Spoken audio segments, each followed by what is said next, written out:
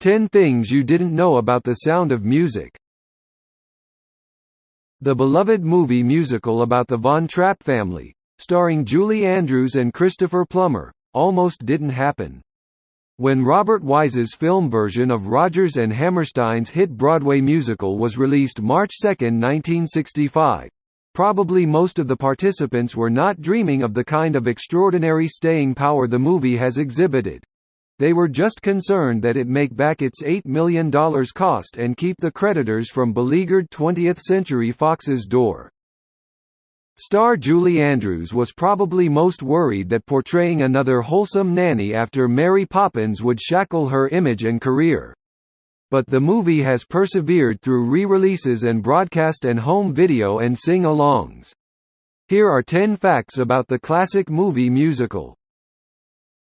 Number 1. Maria von Trapp sold the rights to her life story for a song.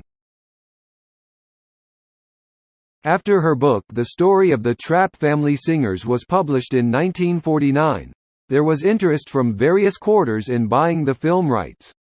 In 1955, the Von Trapp family was strapped for money and Maria sold the rights to German movie producer Wolfgang Reinhardt for a flat $9,000.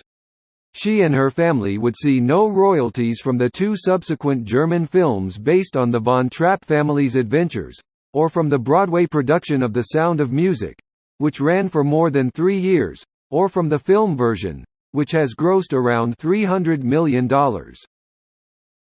Number 2. 20th Century Fox almost didn't make The Sound of Music. When the Broadway show opened in 1959 and proved to be such a smash hit, the studio, which had already produced 4 R&H adaptations, bought film rights for $1.25 million.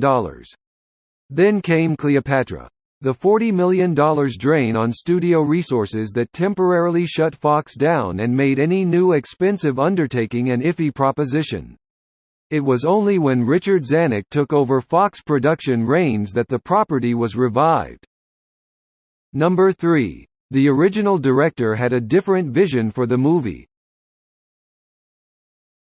William Wyler, a Swiss-German Jew who had won 3 Best Director Oscars, was originally assigned to direct the film.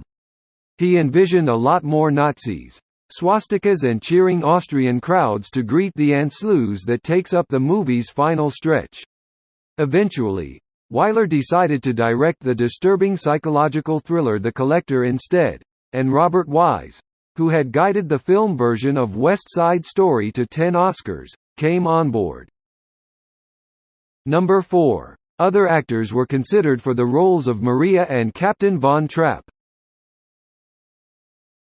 Doris Day was seriously considered for the role of Maria, along with Leslie Caron, Anne Bancroft and even Grace Kelly. Walter Matthau was actually tested for the role of Captain Von Trapp, with other names like Yul Brynner and Bing Crosby also floated for the part. Luckily, footage of Andrews in Mary Poppins was available to the filmmakers and she became the top choice. And Christopher Plummer was selected for the dash of danger he could bring to the captain. Number 5. The actress who played Liesl was a bit older than 16 going on 17. Charmian Carr was 21 going on 22 when she portrayed the eldest Von Trapp sibling. Nonetheless, she beat out competitors like Leslie Ann Warren, Terry Garr, Sharon Tate and Mia Farrow for the role. Number 6. Andrews had a hair malfunction shortly before filming started. An attempt to give the star's natural dark brown locks a few blonde highlights resulted in something closer to orange. To get her presentable for My Favorite Things, the first number to be filmed at Fox Studios, Andrews' hair was bleached to Maria's familiar golden color. Number 7. Plummer's singing voice was dubbed. Singer Bill Lee provided the singing voice for Captain Von Trapp. Also dubbed in the movie is the singing voice of Mother Abbess, played by Peggy Woods. Number 8. Shooting Do-Re-Mi was not exactly as easy as ABC. The Salzburg, Austria location filming that served The Sound of Music so well was a nearly constant battle against the elements since it was a very wet and chilly spring in the Von Trapp's hometown.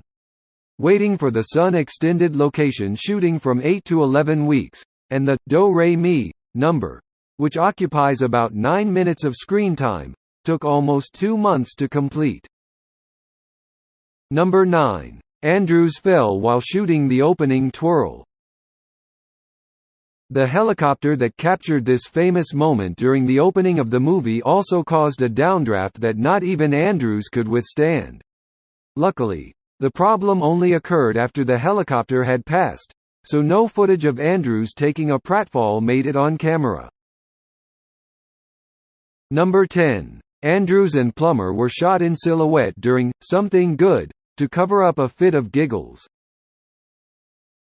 Back in Hollywood, during one of the last scenes filmed, Andrews and Plummer were getting punchy. The arc lights hung over the gazebo set kept producing, in the actress' words, a raspberry sound.